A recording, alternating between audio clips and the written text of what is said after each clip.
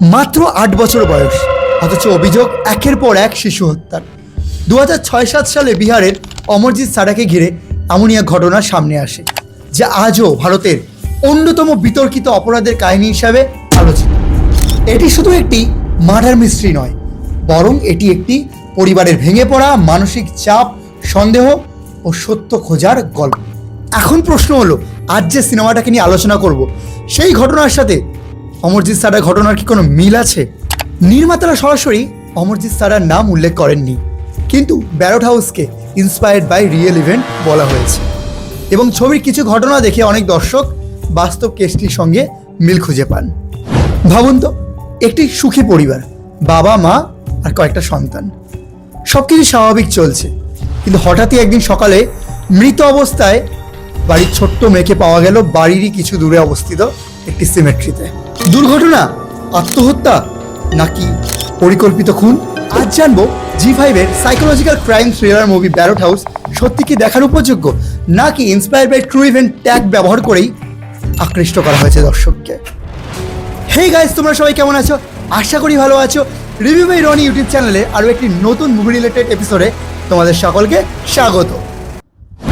Barratt পরিবার বাইরে থেকে দেখলে একেবারে সুখী পরিবার, বাবা মা আর সন্তানদের নিয়ে একটি ছোট্ট সংসার। কিন্তু একটি মর্মান্তিক ঘটনার পর সব কিছু বদলে যায়। পরিবারের সবচেয়ে ছোট মেয়েকে মৃত অবস্থায় পাওয়া যায়।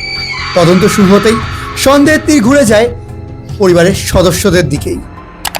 আর এখানেই ছবির সবচেয়ে বড় শক্তি, আপনি কখনোই নিশ্চিত হতে পারবেন না আসল সত্য কি। একের পর এক ক্লু সামনে আসে, কিন্তু সেই ক্লুগুলোই আবার আপনাকে ভুল পথে নিয়ে যাবে। এখানে একটা প্রশ্ন আপনাদের জন্য, ধরুন খুনি আপনাদের নিজেদের পরিবারের মধ্যেই থাকে, তাহলে আপনি কি বিশ্বাস করতে পারবেন? আর ঠিক এই প্রশ্নটাই পুরো সিনেমা জুড়ে দর্শকদের মাথায় ঘুরতে থাকে। অমিত সাদ এই ছবির প্রাণ। একজন বাবার অসহায়ত্ব, রাগ, হতাশা এবং মানসিকভাবে ভেঙে পড়া সব কিছুই খুব সুন্দরভাবে উনি ফুটিয়ে তুলেছেন এই ছবির মাধ্যমে। মাঞ্জারি ফার্নিস একজন মায়ের চরিত্রে অত্যন্ত স্বাভাবিক অভিনয় করেছেন। তার চোখের ভাষাই যেন অনেক সংলাপের থেকে বেশি কথা বলে। শিশু শিল্পীরাও যথেষ্ট বিশ্বাসযোগ্য, যা ছবির আবেগকে আরও বিশ্বস্ত করে তুলেছে। পরিচালক বাগ ভার্গব কৃষ্ণা ছবিটিকে ফাস্ট পেস থ্রিলার বানানোর চেষ্টা করেননি, বরং ধীরে ধীরে রহস্য তৈরি করেছেন। ব্যাকগ্রাউন্ড মিউজিক, নীরবতা, ক্যামেরার অ্যাঙ্গেল এবং বাড়ির অন্ধকার পরিবেশ সব মিলিয়ে এমন এক অস্বস্তিকর অনুভূতি তৈরি হয় যা পুরো সিনেমা জুড়ে বজায় থাকে। আর এখানেই ছবির সবচেয়ে বড় প্লাস পয়েন্ট, জাম্প স্ক্যার নয়, সাইকোলজিক্যাল ফিয়ার দিয়েই ছবিটিকে আপনার সাথে আটকে রাখবে। ছবিটির পজিটিভ ও নেগেটিভ সাইড নিয়ে যদি বলতেই হয়, প্রথমে পজিটিভ দিকটা আলোচনা করা যাক। ইন্সপায়ার্ড বাই রিয়েল ইভেন্ট হওয়ায় ছবিটিকে আরও বাস্তবিক মনে হয়। এছাড়াও অমিত সিরের অভিনয় অত্যন্ত ভালো লাগবে এবং শেষ পর্যন্ত রহস্য ধরে রাখার ক্ষমতা যা আপনাকে মুগ্ধ করতে বাধ্য করবে। এছাড়াও সিনেমাটোগ্রাফি এবং ব্যাকগ্রাউন্ড স্কোর অসম্ভব ভালো। আর নেগেটিভ যদি কিছু বলতে হয়, সিনেমাটির প্রথম 20 থেকে 25 মিনিট কিছুটা স্লো এবং কিছু জায়গায় যদি এডিটিং একটু টাইট হতো আরও বেশি ভালো লাগতো। এবার আসি সবচেয়ে আলোচিত বিষয়টিতে।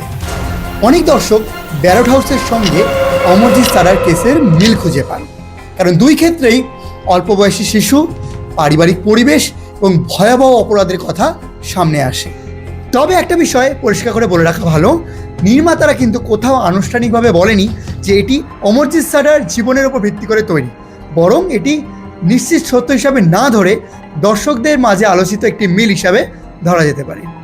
যদি আপনি রাজশাসন, তালভার, ফরেন্সিক বা স্টোনম্যান মার্ডার্স অথবা স্লোগান টাইপের সাইকোলজিক্যাল থ্রিলার পছন্দ করেন, তাহলে কিন্তু ব্যারট হাউস অবশ্যই আপনার ওয়াচ লিস্টে থাকা উচিত। এটি শুধু একটি মার্ডার মিস্ট্রি নয়, বরং এটি একটি পরিবারের ভেঙে পড়া, মানসিক চাপ, সন্দেহ ও সত্য খোঁজার গল্প।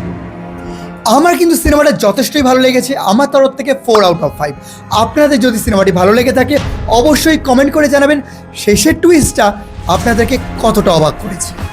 ভিডিওটি ভালো লাগলে লাইক করুন, বন্ধুদের সঙ্গে শেয়ার করুন, আর এমনই আরও অনেক অনেস্ট বেঙ্গলি রিভিউ পেতে রিভিউ বাই রনি ইউটিউব চ্যানেলটিকে সাবস্ক্রাইব করতে ভুলবেন না যেন। আমি রনি আজকের মতো বিদায় নিচ্ছি, দেখা হবে আবার পরের রিভিউতে। ধন্যবাদ।